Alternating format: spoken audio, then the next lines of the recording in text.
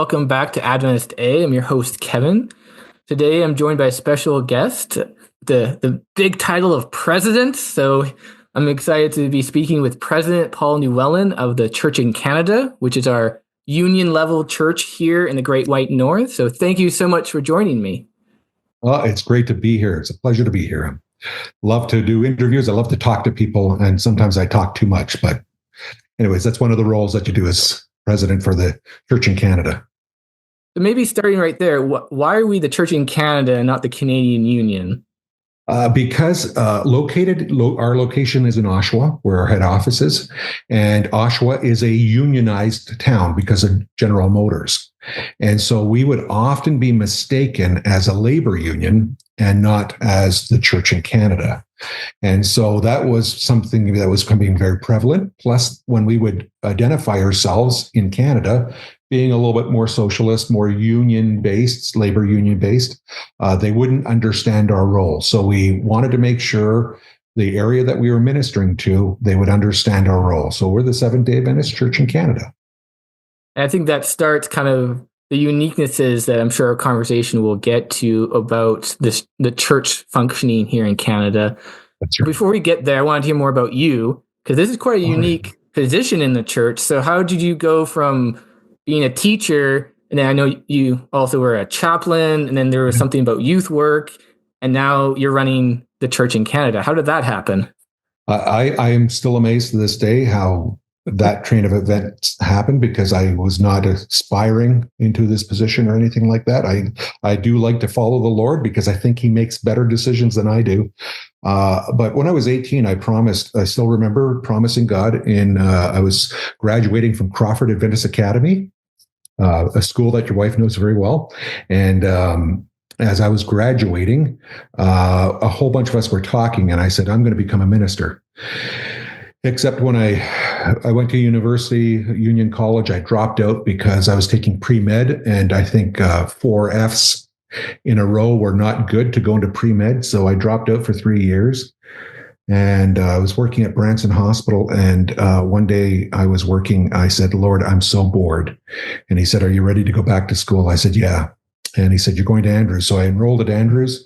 My dad would not pay for me to become a pastor because he was not a practicing Christian. And so I said, okay, I'll compromise. I'll become a teacher. So I did I have a specialized degree in education and student development. And I also have a minor in American history and also religion. And so started teaching, enjoyed it to the most. But then after 3 years of teaching, my former principal called me up and said, Paul, would you like to teach religion at Crawford Adventist Academy? And that ended me working there for about 8 years teaching that. Transferred over into working for the Ontario Conference as the camp director and associate youth director. And that was really good. But at that time, we go in ups and downs spiritually. I had kind of gotten in a bad place. Sometimes you get into these internet ministries that lead you down rabbit holes. And that was me. And so my wife and I prayed and said, Lord, British Columbia or Nova Scotia. And within a week, I had a job offer by Ken Corkum in Nova Scotia. And that was God's way to get my attention, because after a year and a half of being there, even though I love these internet drama ministries that are out there that a lot of people watch nowadays, after a year and a half of being out there, my members made me look like a novice in the conspiracy theory genre. And I went to my knees one Friday as I was preparing for my sermon, and I said, God, I can't do anything with these people because they're so hooked on this guy that they watch on the internet. They're lousy at reaching out. They can't share Jesus to anybody. They'll share these videos, they'll share conspiracy theories, but they don't share Jesus. And so the Lord spoke to me in a very audible way. He said, Paul, the same problem you're having with your members over this internet ministry is the same problem that I have with you for the same reason. And I asked God to repeat himself, and he repeated himself very well. All of a sudden, I was on my knees asking God for forgiveness. And that night, my garbage can was full of videos. I said, Lord, I can't do that. He said, Paul, you are to be a leader. And as a leader, you must be very balanced. You can't turn to the left or to the right. You can't go down these rabbit holes. You can't, you have to be so focused on the cross. And so I said, Lord, I will. And within a week, I was offered the job because I was pastoring 3 churches in Nova Scotia. I was offered a position as the education superintendent, youth director, and camp director. 2 years later, I became executive secretary on top of those positions. And then when our president retired, John Fournier, I was voted in as the president for the conference there. My father was getting ill, and I went out in the backyard of the conference office and prayed. And I said, Lord, I got to be closer to my dad. I will mop floors. I will flip burgers. I will go back to teaching. I will go back to pastoral ministries, whatever you want me to do. But please move me back to Oshawa so I can be close to my father, which lived in Aurelia at that time, an hour and a half away. And I got a call within a few days by Mark Johnson. And he said, Paul, we're looking for an executive secretary. Would you be interested? And I'm just like, Lord, why do you keep on doing this to me? Every time I pray, you answer. Called up my wife. She was in tears, just saying, yes, let's move back. We had been in the Maritimes for 11 years. Came back as an executive secretary for the Seventh-day Adventist Church in Canada. And during an election, they made me the president. And I love serving the Lord because I'm not here to make our union office strong. I'm here to make our conference offices strong, because if we don't have strong conferences, they cannot make strong churches or strong schools. So it's a reverse pyramid. The GC serves the divisions serve the unions serve the conferences serve the ground level. And we think it's the opposite. And no, my job is to serve, because that's what Jesus did. Left his throne, took off his robe, and washed feet and died on the cross. And that's the way that we should be doing leadership all over the world. And it's interesting to hear you say that, because as a former Adventist teacher, it felt like the layers above me crushed down and weighed down. Yes. Like we had our BC curriculum that we were held to, and we all consider ourselves BC teachers. But then you had, if the union level, your office came around, kind of like uptight, like, okay, are we doing the right thing? If the North American division came around, we're okay, are we doing the right thing? Like, so it's interesting to hear that your perspective is actually, no, the service is always to the local people. That's right. And so it's interesting to have how that feeling, I wonder where it lands. It'd be interesting, to know that information across Canada. How does that feel? Because there's also the historical piece. You're in Ontario. BC and Western Canada does not like Ontario. Yeah, that's right. So the geography and the history of Canada also, the same thing in the States, right? The East is where the European powers landed and, kind of progressed to the West. So I'm very pleasantly surprised to hear that my feelings were not the intent, because it's actually, no, we're here to serve and to empower. 2 most important jobs in the Seventh-day Adventist Church is the local pastor and the local teacher. You cannot get any higher position in the church. And we all often think, oh, I want to be conference president. I want to move up the ladder. That's not moving up the ladder. That's moving down the ladder. The most important is behind the pulpit and within the classroom. Can't get any higher position. Can we get shirts that say that? Yeah, we should. Yes. That should be something we hand out at camp meetings, because I know a lot of people have felt the physical distance, to Oshawa, the physical movement, not the physical movement, but the mental and the otherness, of course, the North American division being the States. Yeah. Like, sometimes that feeling can arise. And so stepping into your role, I was also wondering a bit more about the uniqueness of it, because it's not a union as in one of the parts. It's the whole country. Like, it's the whole country. It's a national office. It's not a union office in practice. It's actually a national thing, right? We have, what is it, like 6, 7 time zones. I just learned we're the second largest union in the world after Russia. Yeah. You officially have 2 countries. You have Canada and some French islands off the East Coast, which is a good point to remember. So what are some of the challenges, right? We don't have a national education program. We don't have hospitals, private hospitals here in Canada. So how is your role unique or different to other unions? Well, we do have our own school, which is Berman University. So that's very similar to the other unions because each union, except for the New England Union, doesn't have a school anymore. So that's the unique part of there. We did have a hospital at one time, and I used to work at that hospital. That's where I was, praying to the Lord, saying, "Okay, I've, failed in medicine or pre-med. Where do you want me now?" It was at Branson Hospital. So we did used to have our own hospital. In that sense, if we compare ourselves to Advent Health down in Florida, they're huge. They're massive. I think they're one of the largest healthcare in the United States, but we don't have that here.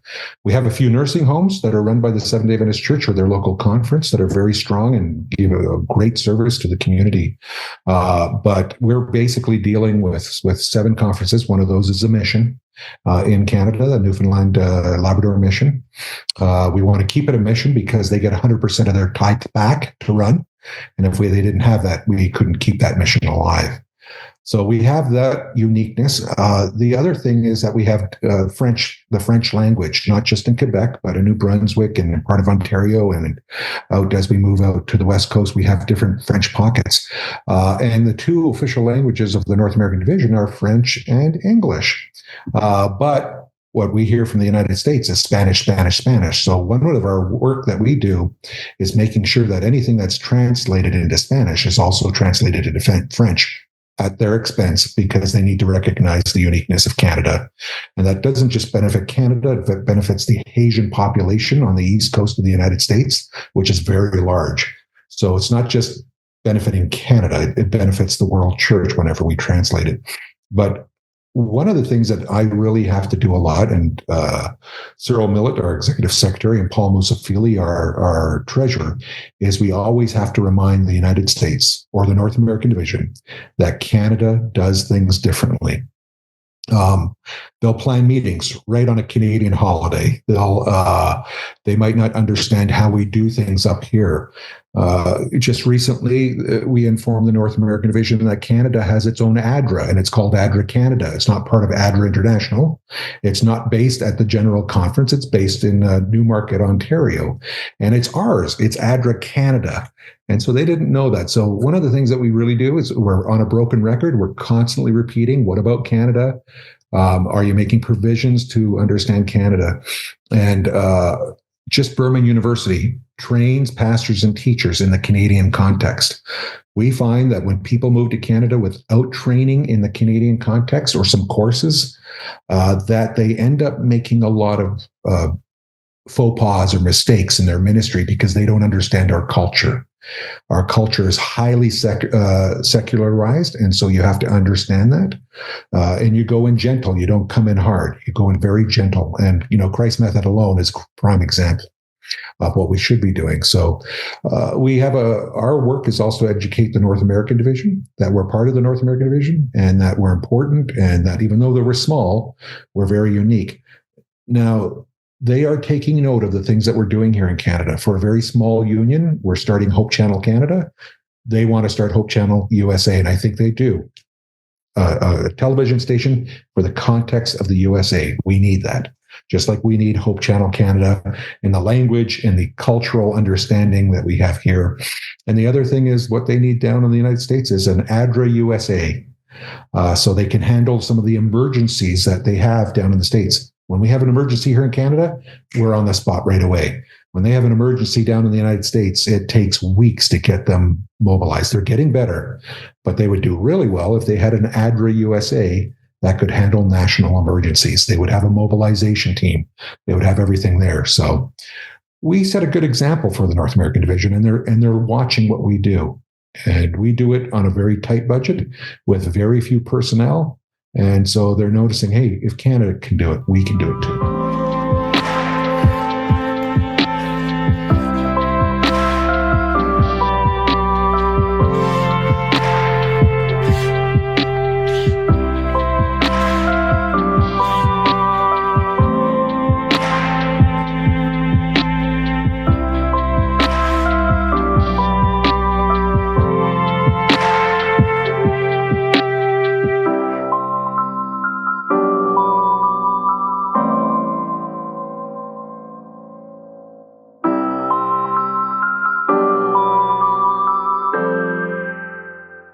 one of the examples that always makes me kind of chuckle a little bit is when Target came to Canada in 2015.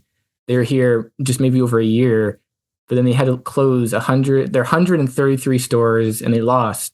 I just looked it up because I thought it was a different number, but it's actually $2.1 billion. Wow. So there is something different there.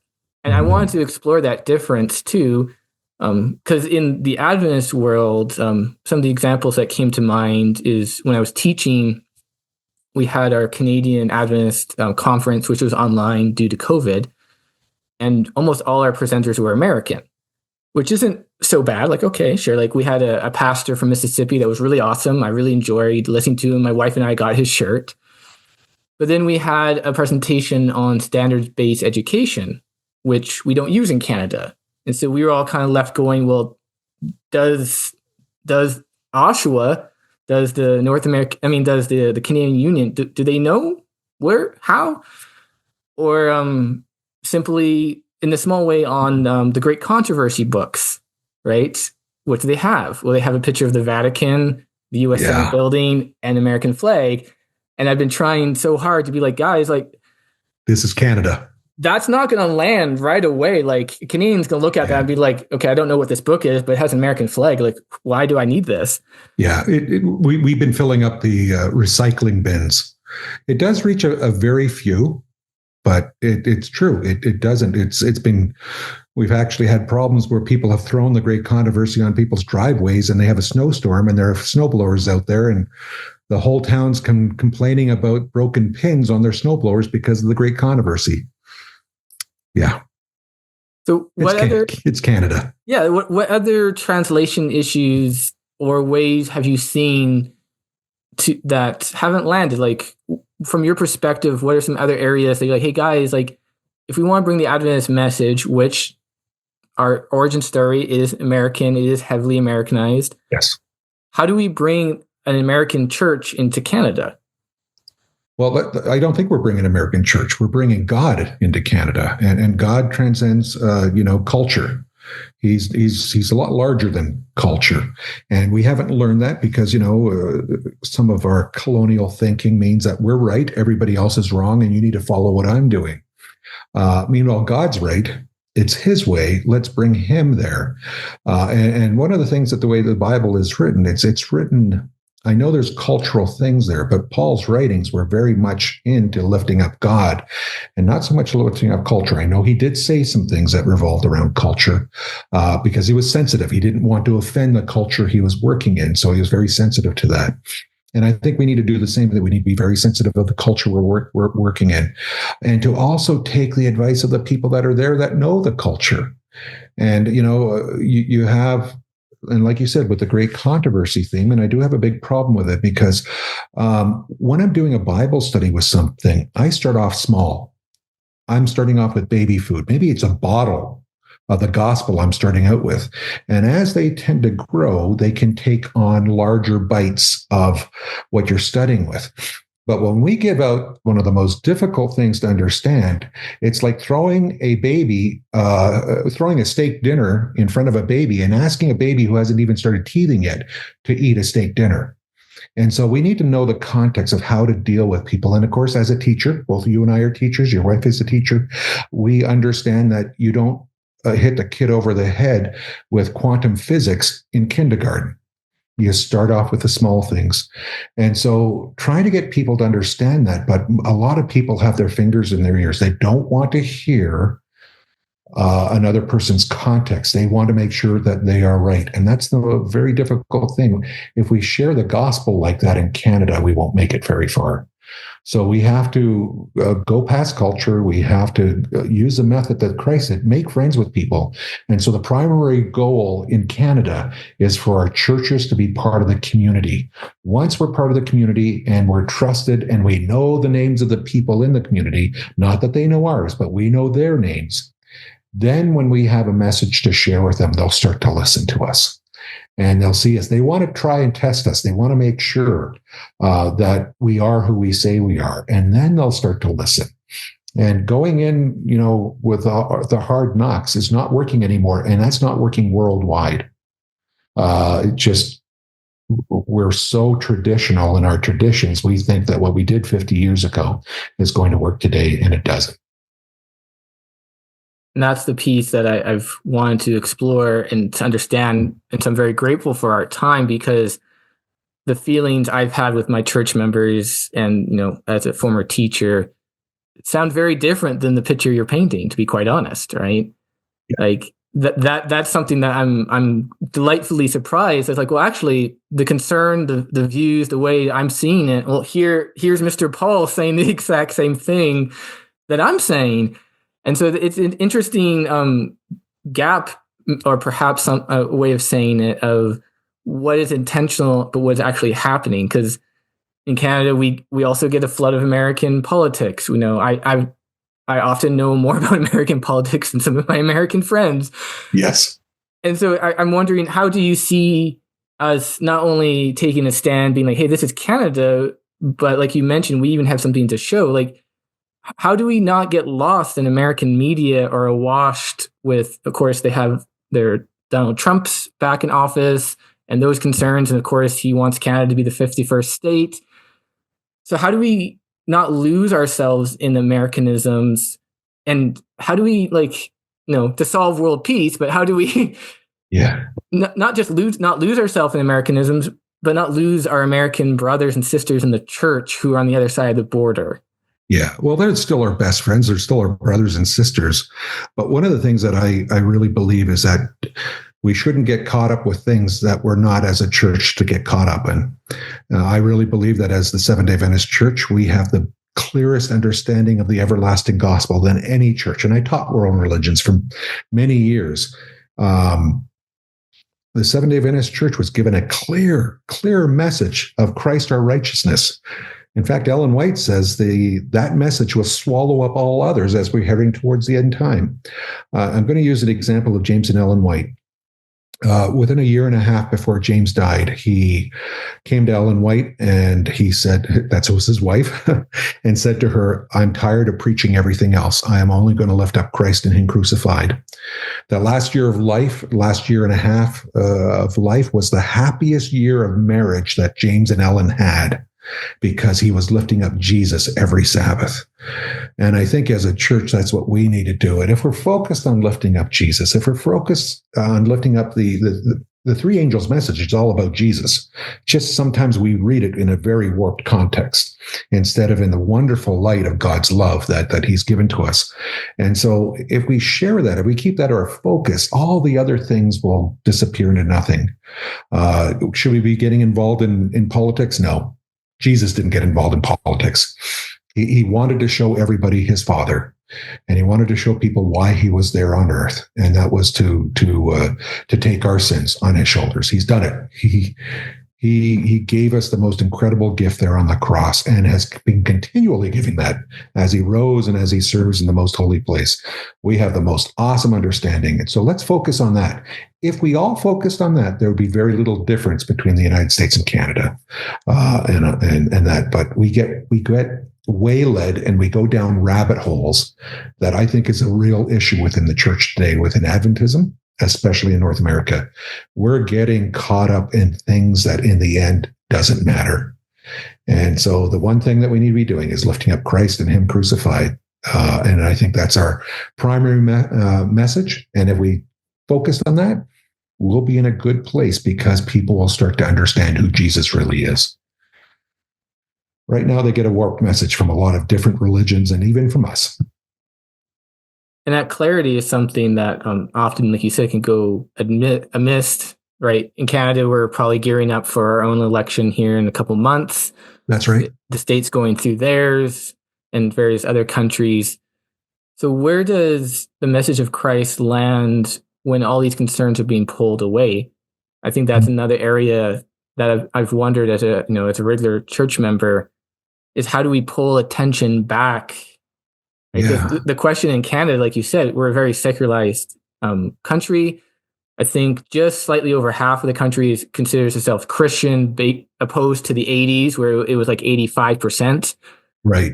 So in the world of, in the Canadian, in Canada, of the shrinking of Christianity, the growing of other religions, how do we reconcentrate back into Christ when people have preconceived ideas of Christianity? We have our Indigenous history in Canada that we're trying to reconcile, which gives a really honest and bad picture Yeah. of Christianity in the thrones of power through residential schools. So what would be some ways to pull back and be like, okay, like let's focus on the mission, the true mission of Jesus and being that light in the world? Well, I don't think it's us that have to do the work. I think God does that work. Whenever you saw the children of Israel wandering away from him, and all of a sudden he sets the Babylonians upon him, boy, was that a wake-up call. Yeah. Boy, did that give them. And of course, it was quite a few invasions. It wasn't just one Babylonian invasion. It was multiple times. God does that work, and he has to do the wake-up call. But if we're focusing on the wrong things, that wake-up call is going to be a really, I often tell people that God hit me over the head with his heaviest frying pan, but he did it ever so gently that he just grazed my head. God's going to have to take out a heavy frying pan to get our attention, because I think we're sometimes veering way off base. Some of the theology that we think is Adventism isn't actually Adventism, yet it's being preached, and people are saying, "I want the truth," and we're going like, "Really?" What we need to do is Daniel didn't have to do anything to get back on track. He kept one thing in his eyesight, and that was his God, and he spent 3 times a day in the open window. When they were looking at ways to conspire against him, he didn't defend himself one little bit. He put his trust totally in God's hands. He wasn't, texting out texts, guys, please help me. He wasn't making a TikTok. He wasn't doing Facebook. And I know I'm being facetious here, but he didn't do 1 ounce of getting his people to rile up against the Babylonians in support of him, even though his own circle of people were trying to put him in the lion's den, get rid of him. He trusted God over everything. Didn't try to defend himself one little bit. He let God defend him. He goes into the lion's den, and we know he came out. But I'd like to think that night in the lion's den, Jesus was there with him. And he had probably an awesome conversation with Jesus. Came out of the lion's den, gave praises to the God of heaven, gave praises to the king, because he didn't forget the king wasn't where he needed to be, but it was growing. He became a believer in God overnight, basically. But the others that had conspired against him were thrown into the lion's den. So it's like the second angel's message. Babylon the Great has fallen. We spend so much time on Babylon the Great, but God's giving us that message to say, hey, listen, don't worry about what is fallen. Worry about who is risen. We spend so much time on who is fallen that we neglect who is risen. The first angel's message is all about Jesus. The second angel's message is Jesus reassuring us that there's a losing side and that there's his side. And the third angel's message is telling the people, choose. Here's God's people who have peace, God's people who have patience, who keep the commandments and have the faith and testimony of Jesus. And then there's those that have no rest day or night. Who are you going to choose? And that's the same thing with Daniel. Daniel had the peace and patience of Jesus, and he didn't worry. Jesus on the cross had the peace of heaven with him. He wasn't trying to retaliate. He wasn't swearing, calling down lightning on people. He humbly went and died for us. That's the most beautiful thing. And I think as Seventh-day Adventists, if we would follow the same suit, instead of following some of the ministries, some of the people that want attention in this world or in this church that are just there to divert us, and just focus on Jesus and only Jesus, we would be okay. Now, I hope I answered your question there, because I can sometimes talk my way out of a question into another question. No, I see the framing that you're setting up, that when we reinvest into the gospel message, it clarifies. Yes. And I think that also is a really good step back into the Canadian context, because when we get riled up about things that don't allow us to be part of our community, that's one of the ways we become distant or unknown. Yes. But if we find the piece of, well, actually, God's concerns, God's not going to ask for your passport when you go to heaven, yet we seem to focus on that so much. And because a lot of people have, even here in Canada, we have a lot of riled up, and I like that phrasing, we're riled up on so many things that sometimes aren't even Canadian. Like the amount of times I've had to explain, we don't have gun rights.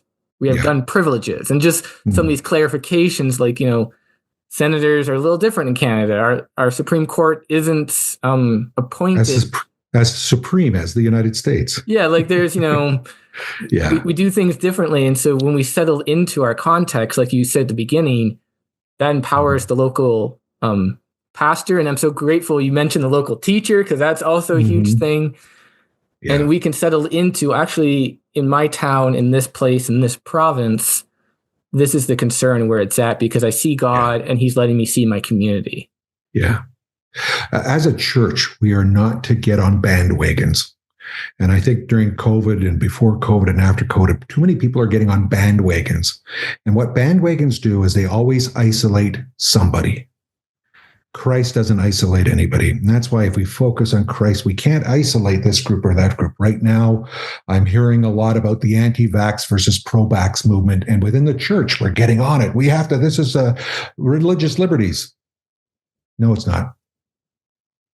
Focus on Jesus. Did Daniel worry about his religious liberties? He did not. He worried about whether he could pray to the God of heaven going through this. And that's what he worried about. And so with all the distractions, with all the noise going on out there, let's just put it all aside. It's not going to benefit us in the end. And let's focus what is important in the end. And that's Jesus. He's the one that's going to raise us from the grave and raise us from the ground. I'm going to put my trust in him right now, instead of being caught up in this stuff that's just going nowhere and distracting. And Kevin, there's a lot of rage out there. Jesus, when he had come to a fig tree, and he was looking for figs on a fig tree, it had lots of leaves, but no figs. And so in Mark, it says he went into the temple and overturned the carts there, and the Pharisees had great rage within them against Jesus.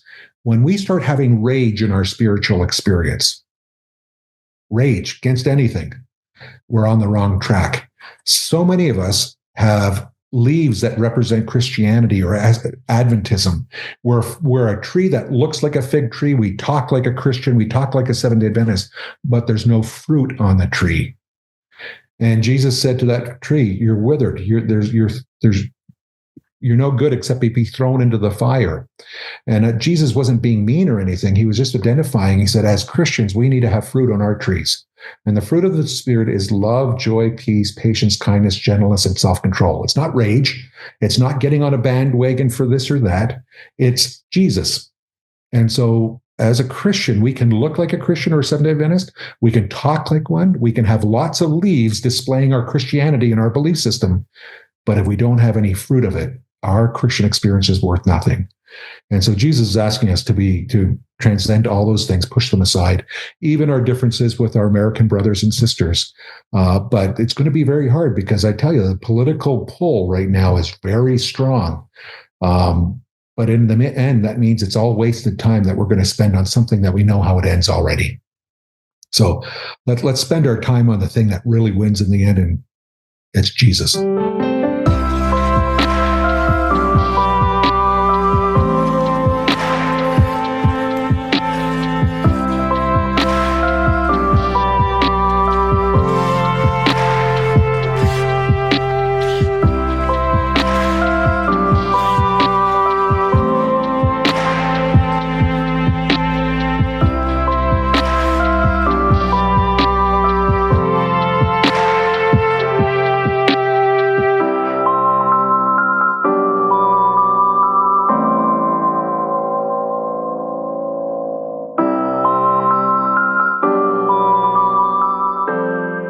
Thanks for listening. Here are some acknowledgements that make this podcast possible.